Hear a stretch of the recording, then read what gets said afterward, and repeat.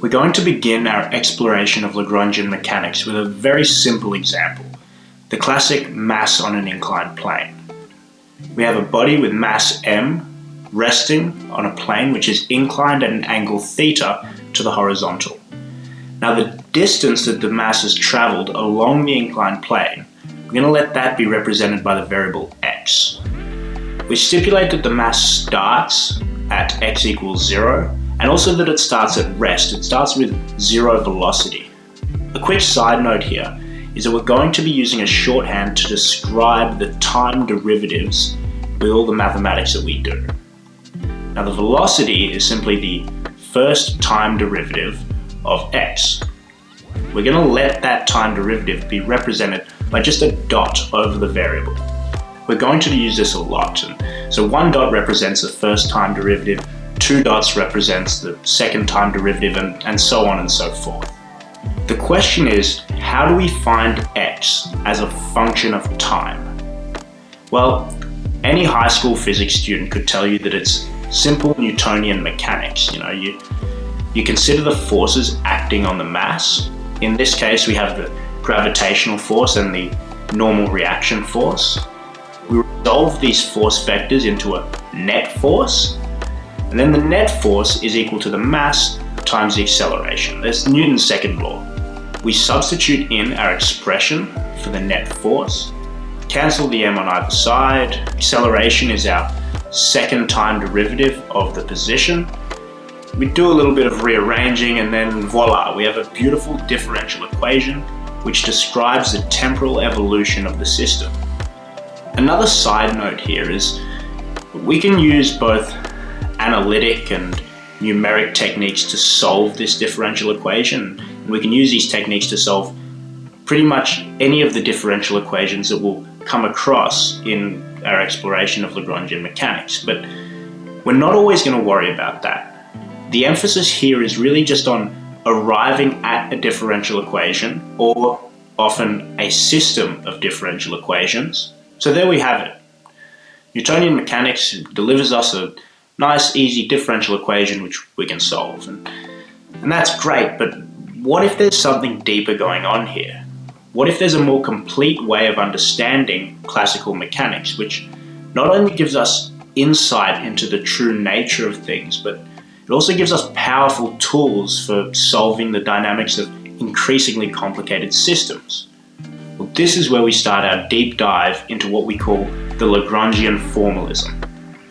So what we're going to do is apply this Lagrangian formalism to our very simple example here. Now in this example we have one body.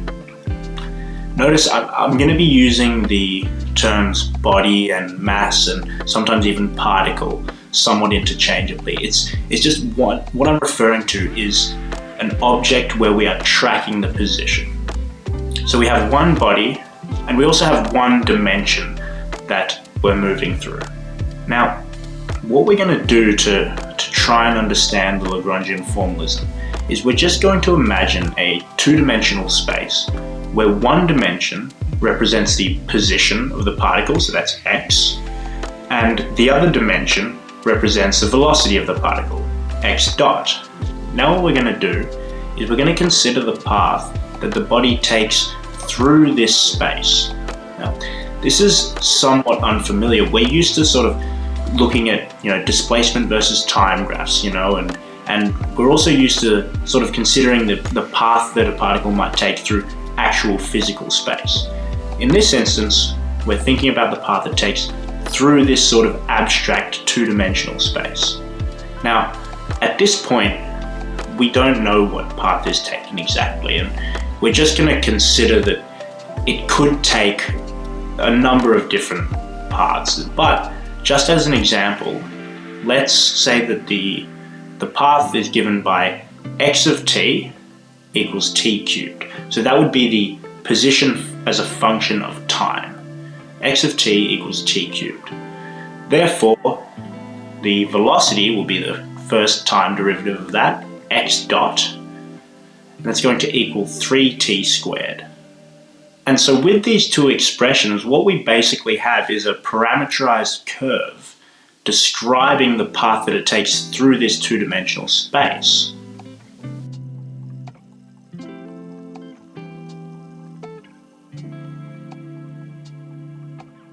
The next thing we're going to do is consider a quantity called the Lagrangian.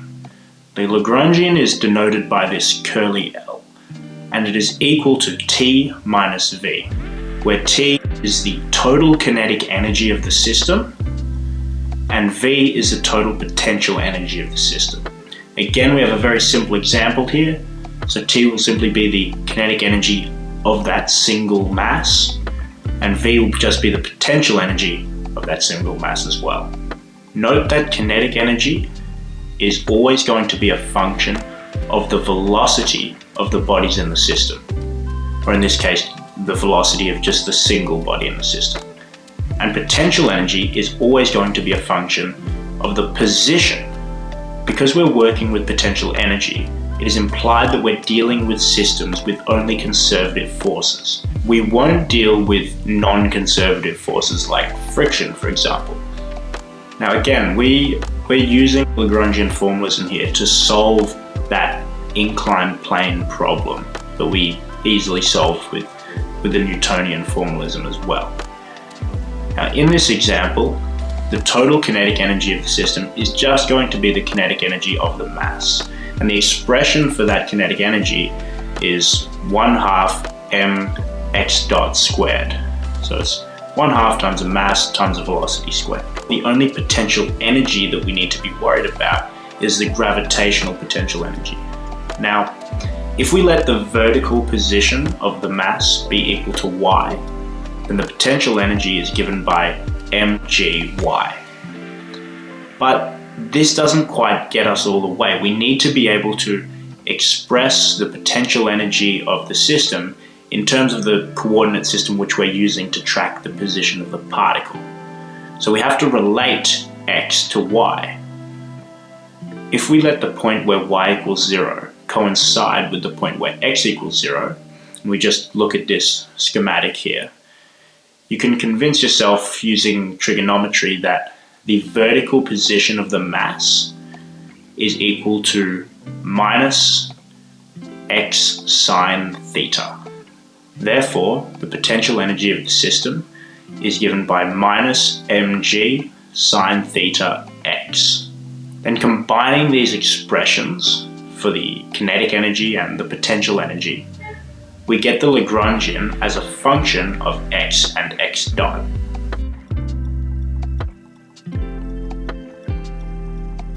Now recall that two-dimensional space where we had x against x dot. We can extend this two-dimensional space to 3 dimensions by graphing the Lagrangian as a function of x and x dot on those 2 dimensions. We still have our example of a possible path taken by the mass through that xx dot plane. But what we can do now is we can imagine that as the mass traces that path, it also traces a curve in the surface of the Lagrangian. Furthermore, we can imagine this traced curve as the Lagrangian as a function of time. We're sort of considering how the Lagrangian evolves over time for a particular curve x of t. For this particular example, we've used x of t equals t cubed and x dot of t equals 3t squared. And so our expression for the Lagrangian as a function of time would be 1/2 m times 3t squared all squared plus mg sine theta times t cubed. And now what we can do is we can graph the Lagrangian. Again, this is just for one particular possible path. We haven't established yet what path is actually taken by the mass, but for a particular path, we can draw the Lagrangian as a function of time. We can graph it. And using this graph, we'll be able to define another very important quantity. This quantity is called the action. Between 2 particular points in time, t initial and t final, we'll represent them with ti and tf. The action is simply the integral over time of the Lagrangian. In other words, it's simply the area under this curve which we've created. However, the action is what we call a functional. It depends on the path taken by the mass, x of t. It is a quantity which varies depending on a specific choice of a function. Remember, we don't actually know what the path x of t is yet. Naturally, if we change our choice of x of t, then the action will change along with it.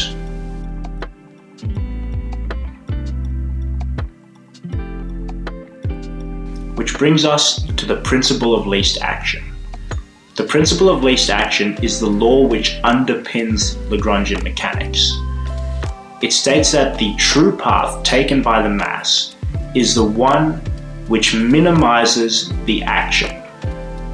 So we have the action which changes depending on the path taken, but the true path taken is the one with the least action. But how do we figure out which path minimizes the action? Which choice, x of t, minimizes the action? Well, for this we borrow a theorem from an area of mathematics called calculus of variations. When we have a functional, let's call it I, and it's a functional of x of t, and that functional is equal to the integral over time of some function f of x dot, then the choice x of t, which minimizes that functional, must follow the Euler-Lagrange equation. The Euler-Lagrange equation is this: the partial derivative of f with respect to x minus the full time derivative of the partial derivative of f with respect to x dot is equal to 0. So if we borrow that theorem and apply it to the action, we see that in order to minimize the action, the path x of t must follow the differential equation partial L partial x minus d dt of partial L partial x dot equals 0. And so that is our critical differential equation here. That is the analog to Newton's second law. So now, using that Euler-Lagrange equation, we can actually solve this inclined plane problem. So if we have a look here, we have our Lagrangian as a function of x and x dot, and then we of course need to enter this into our differential equation.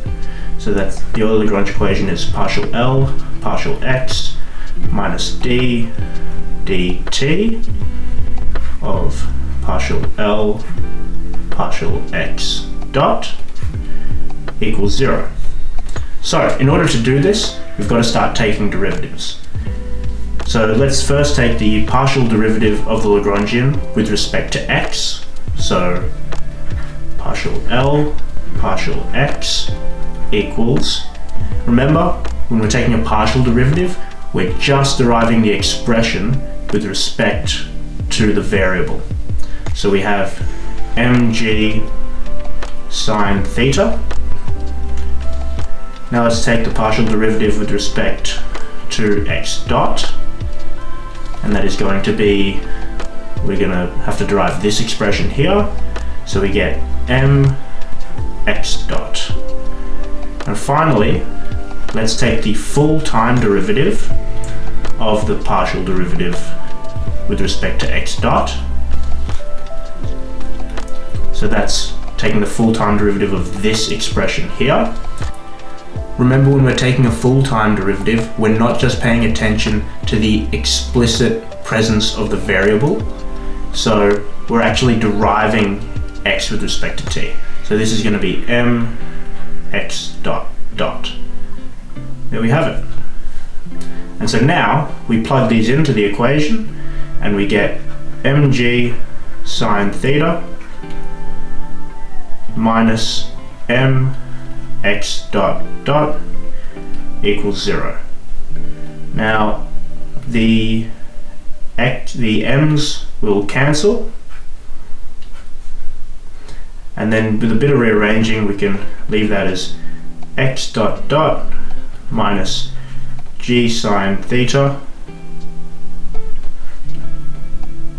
equals 0, which is the exact same differential equation which we arrived at when we were using the Newtonian formalism. And now we're just going to do another very simple example. We have a spring system, which again is a classic example of the type of problem that you can solve just using Newtonian mechanics. So let's have a look here. We have a mass attached to a spring. The spring constant is given by k. We're going to let the displacement of the mass be given by x, and the spring also has a natural length L0. So in order to solve this problem, first we have to build the Lagrangian. So the Lagrangian is a function of the position and the velocity, and it equals the kinetic energy of the system minus the potential energy of the system. The kinetic energy is going to be the same expression that we had in the previous example. It's just going to be 1/2 mx dot squared. And then the potential energy, we're ignoring gravity for this problem, and so it's just going to be the spring potential energy. And that is equal to 1/2 k delta squared, where delta is going to be the difference in the position of the mass and the natural length. So it's the amount that the spring has stretched. Note that in Newtonian mechanics, when we'd be solving this sort of problem, you would often have to really be concerned about whether you're getting the correct sign on the expression for delta, because obviously whether the spring is compressed or stretched changes the direction of the force. But because we have a quadratic expression here, because we're squaring delta, it really doesn't matter. So we can just say that delta equals x minus L0, and therefore we have potential energy equals 1/2 k x minus L0 squared. And there it is. And so our expression for the Lagrangian will be L. It's just going to be 1/2 m x dot squared minus 1/2 k x minus L0 all squared. And now we can start taking derivatives. The partial derivative with respect to x, we're just going to be deriving this expression here because there's no x in this. And we can just use the chain rule to do this, and we will get minus k x minus L0. We multiply that by the derivative of what's inside the brackets, which is just 1. So that's it. And then partial derivative of L with respect to x dot, that is going to be m x dot, and then we take the full-time derivative of that, t of partial L partial x dot, and that is going to be m x dot dot. Okay then, and so now we enter this into the Euler-Lagrange equation, and we're going to get minus k x minus L0 minus m x dot dot equals 0. And we can rearrange this and pretty it up a little bit, so it will go m x dot dot plus k x minus k L0 equals 0.